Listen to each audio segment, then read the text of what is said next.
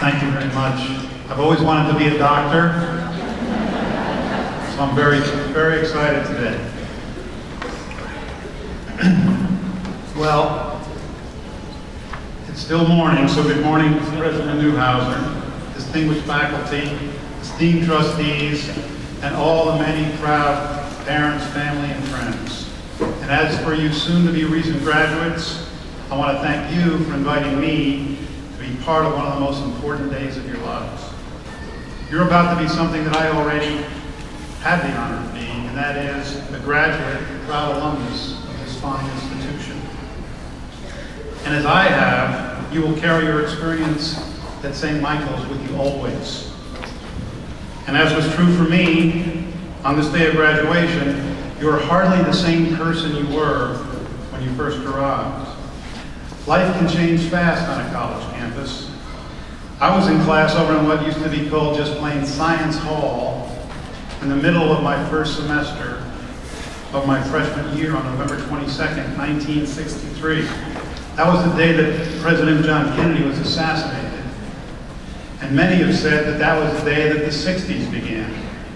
And perhaps some of you English majors who've read Midnight's Children by Salman Rushdie may recall that the protagonist of that novel was born on the exact day that the nation of India received its independence. Well, I experienced my own novelistic twist of fate that day too, as it was also the day that I turned 18. So what a day to become an adult, the day that the tumultuous 60s began. Plus I became eligible to vote, eligible for the draft, and most importantly, eligible to drink. But back then, you could only drink on the other side of Lake Champlain. But 4 fast and furious years later, my class of 1967 graduated into a real world that was a little too real for our liking. Our choices were limited by the harsh realities of our time, and most of us felt we had only 3 options. We could hurry to go to graduate school, we could rush to find a career and someone to marry, or we could stand still only to find ourselves drafted and sent to Vietnam. From what I understand, today you face options that are only slightly better. Many of you are deep in debt with student loans, while only a few of you have a job lined up. And instead of Vietnam, you're looking at a tough job market that's especially unkind to recent college graduates. Some of you, I'll wager, will be moving back into your old room in your parents' house for a while until you gain your own footing. This is the real world of 2012 that you're about to be born into, where you are less likely to work on Wall Street than you are to occupy it. Now, I'm familiar with the postgraduate plans of one member of this graduating class, and I think it's someone you probably all know. His name is Dylan Walsh, and he is the son of my late great friend Thomas Dilly Walsh of the class of '69. So it's a special and meaningful privilege for me to address a graduating class that includes this young man whom I've watched grow up. Dylan tells me that his post-graduation plans are to go first to Martha's Vineyard, paint some houses for the summer, and then head to New York City in the fall in search of a job and a career in the world of commercial real estate, where I'm sure he will be successful. Dylan, I applaud your sense of adventure and optimism, and knowing your dad as well as I did, I know that you came by that honestly. And I feel certain that he'd be bursting with pride today, as is your mom Barbara and the rest of your family who are here. And Dylan, like the rest of your classmates, I'm confident you are equal to the challenges and the choices that lie ahead of you. Because without a doubt, this class of 2012, is fully prepared to take on the world that awaits you, not only because you went to a liberal arts college, a fine liberal arts college that not only nourished your intellectual curiosity, but taught you how to learn. And here on this campus, you learned firsthand the value of social progress. One of the things that has really inspired me recently about your St. Mike's, and having spoken to some of you in recent weeks, is your continued and unflinching optimism. Time and time again, the conversations I had revolved around the idea of community service. This leads me to believe that many of you may choose to combine your hard-earned knowledge with your social consciousness in this new field of what they call social innovation, which in many ways is a clarion call for the future, and a bit more on that later. I've got to say I'm a bit jealous of you guys, if only because St. Mike's seems to have become a lot more intellectually stimulating and socially engaged than what I intended so many years ago. Smarter students, a more sophisticated Vermont, and maybe the best improvement of all, the undergrads with the long hair and the funky jewelry, well, they're mostly all female. In my time, it was all male, you can imagine that, and Vermont had many more cows than people.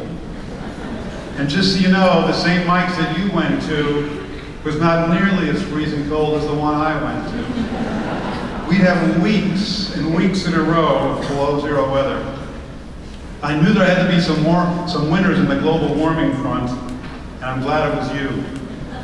But really, that's just another reminder about how fast our world is changing, and whatever the trend line happens to be today, you can assume that it's not going to continue ad infinitum, and you can just trust me on that.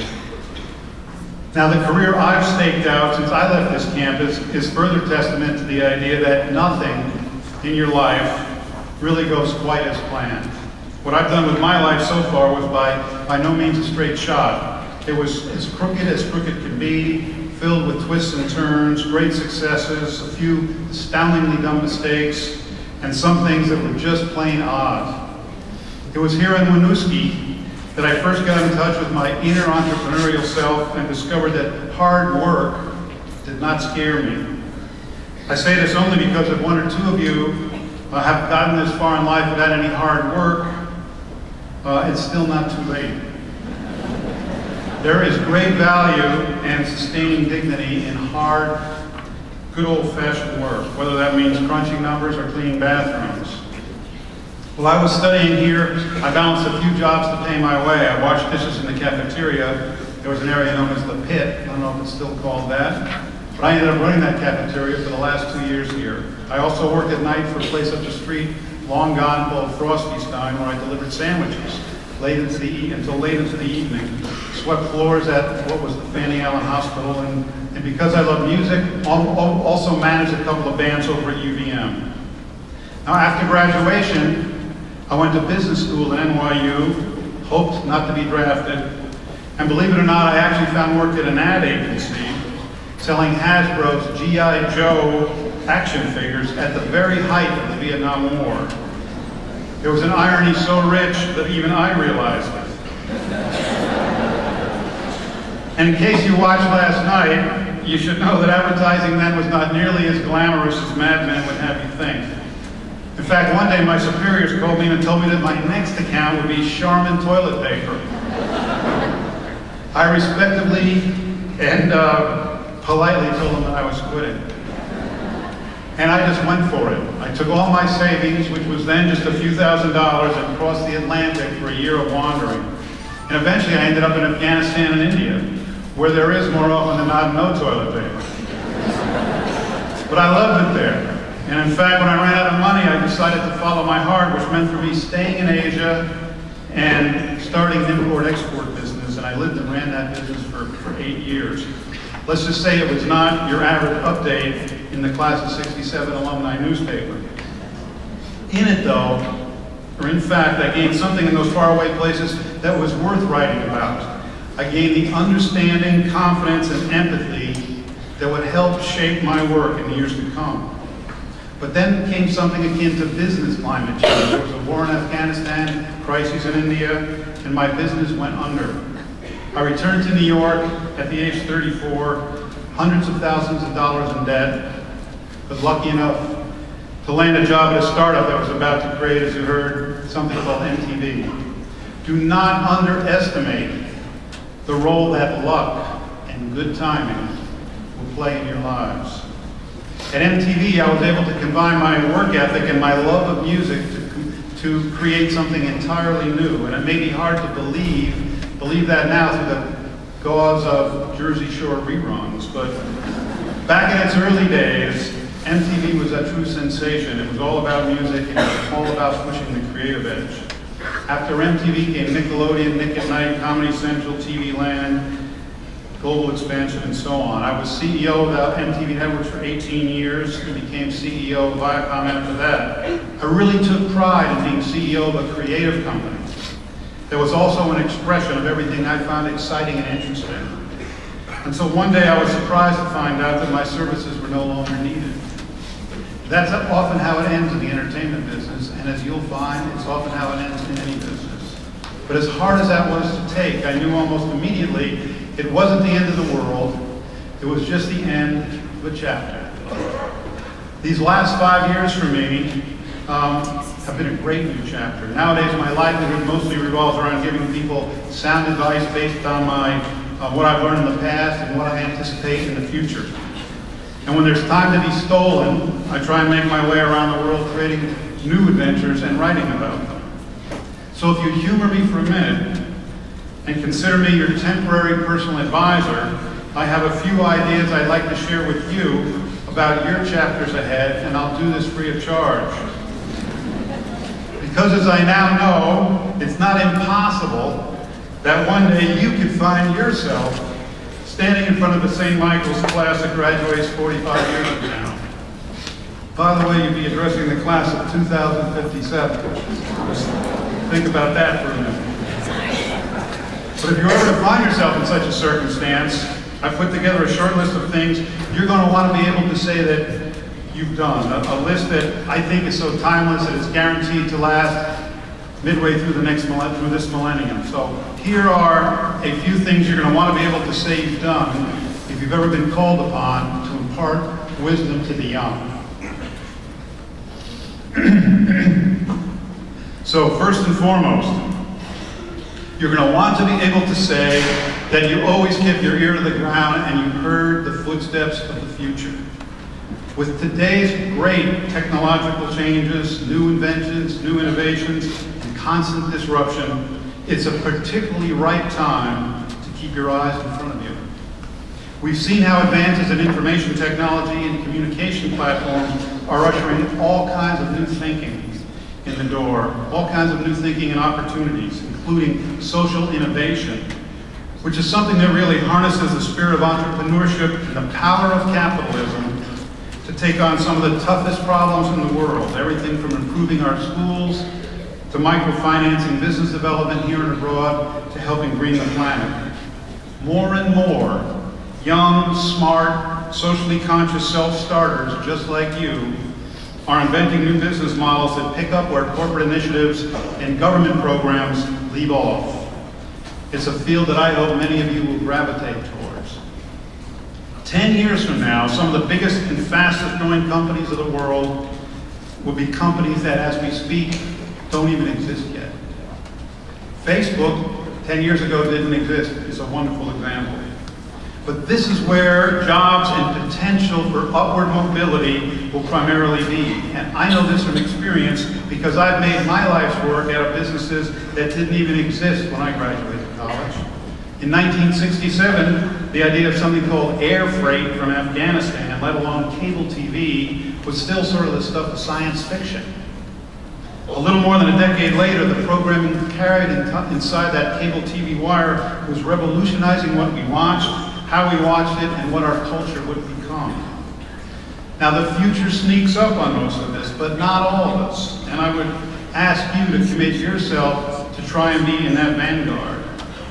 You know, back in the depths of the so-called American malaise of the late 70s, which was a time not really totally unlike today, there were two kids named Bill Gates and Steve Jobs who were working away holed up in garages, inventing things that would open new doors, change the world, and create millions of new jobs and industries. Now when it comes to changing the world, it does help to be a super genius like those guys.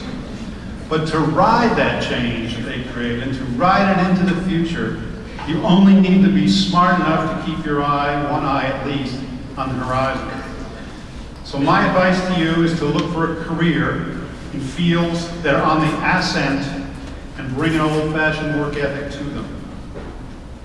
Number two, You're going to want to look at the old Instagrams of your cap and gown 21 or 22-year-old self holding your St. Mike's diploma today and realize that you really didn't know nearly as much as you thought. Now, you might not believe this, but in all likelihood, you are not yet fully formed adults. And by the way, if you think you are, God help you. But I encourage you to keep speaking with a large degree of conviction, but somewhere in the back of your mind, understand that there's still plenty of time left in your life to do a series of complete 180s. It's all the process of finding out who you are. And when I started my intellectual journey here at St. Mike's, I thought a contrarian, libertarian conservative like William F. Buckley was pretty cool. But in time, that wore thin for me. And when I was in graduate school, I remembered I had a picture of anti-war Senator Eugene McCarthy hanging on my wall. Now, it takes some courage and it takes consciousness to stay mentally flexible. And I remember how too many people from my generation locked themselves into a way of thinking by the time they reached 25 or 26 and have stayed that way pretty much ever since. Some remaining in the same career that they chose when they were 22 and listening to the same music, by the way. You know, there's nothing wrong with doing the same thing for the rest of your life, but you should keep your options open. Avoid getting locked into any one path of looking at things, because your lives are going to be lived in an amazingly exciting world of accelerating change, and it would be a shame if you slept through it. Now, third, you're going to want to say that you were, along the way, you've made more than a few sharp left turns, or better yet, an illegal U-turn at a blinking red light. You know, there's no shortage of people to tell you, or who are going to want to tell you what path you should be on, and all of them mean well. But never believe that those are the only choices that you have. There is no wrong path to follow, with the possible exception of the same mindless path that many people find themselves on. Looking back, quitting that ad agency and going to Afghanistan was the best thing I ever did. But at the time, it was a huge, crazy risk that almost anyone would have thought was a terrible idea, and plenty told me that. But maybe I had figured out that I hadn't much to lose, and I had so much more to gain at that point in my life. Now, some of you may spend this next year cleaning pools, driving cabs, or having some other sort of non-collegiate job, and that's okay. I always found that the most interesting people in the room were people who had gotten to where they got in the most interesting ways. There's no rush for you to be normal. And to make yourself indispensable, which is more important, you don't want to be normal. You want to be unique. A college degree can get you in the door for a job, but it's your experience in life and how you present yourself that's going to keep you in the building. A fourth point, you can get as many tattoos as you want, but in the end, it's going to be your passport that you're going to wish was completely covered in indelible ink. In today's globalized world, you're going to want a broadened perspective with lots of solid and first-hand international knowledge. And I know many of you have studied abroad, and that is wonderful, so you know what I'm talking about. But my advice, pack up, go out and see the world. Your education began when a yellow school bus came and picked you up at your corner and took you to kindergarten.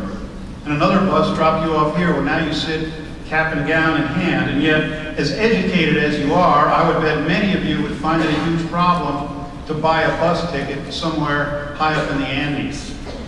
And after you get on that bus, with the radio blasting, the engine sounding like it's going to fall apart, the woman next to you praying loudly, and oh yeah, it's full of chickens, you're going to realize that even though you've developed these razor-sharp thinking skills here at St. Mike's, you've never really been on a bus before in your life. Now, your parents may want to kill me for saying this, but if you don't have a job and you've got some money, think of dropping out for a year. Go travel and come back. That's right, drop out. You'll come back with more empathy, more confidence, and a deeper, richer understanding of the world. This is a wonderful time to nourish your curiosity. In Herman Melville's Moby Dick, Ishmael the Wanderer says that a whaling boat was his Harvard and Yale. Mark Twain said the same thing about being a steamboat captain on the Mississippi for many years. And as someone who's been all over, I must admit I agree with him. Somewhere out there may be an Amazonian riverboat with your name on it. Don't forget. But finally, if you do what's right and be true to yourself, you may find yourself at this very podium in 45 years from now. You may or may not have been listening to me these past minutes, and I would understand that because I have absolutely no recollection of what my commencement speaker said. However, when I think about it, I imagine it sounded something like this. If in 45 years you get invited to give a commencement speech, it probably means that you've been listening to yourself, which, as it turns out, is the best advice I can give. In a few minutes, you're going to walk out that door in the back. You're going to walk out into the real world in the beginning of your complicated lives in it. I encourage you all to embrace all the twists and turns that await you, and do not get stuck on any one path or any one way of seeing things. And along the way, as you're writing the story of your life, remind yourself that a great life almost always consists of many different chapters. So be sure to have them. So class of 2012 at St. Michael's, congratulations to you on all your hard work and all your great time together. You should feel very proud. I know your parents and family are proud of you, but enjoy your accomplishments today and prepare for the great ride that starts tomorrow. And please relax. You're going to be okay. Everything is going to be okay. Best to you and Godspeed. Thank you very much.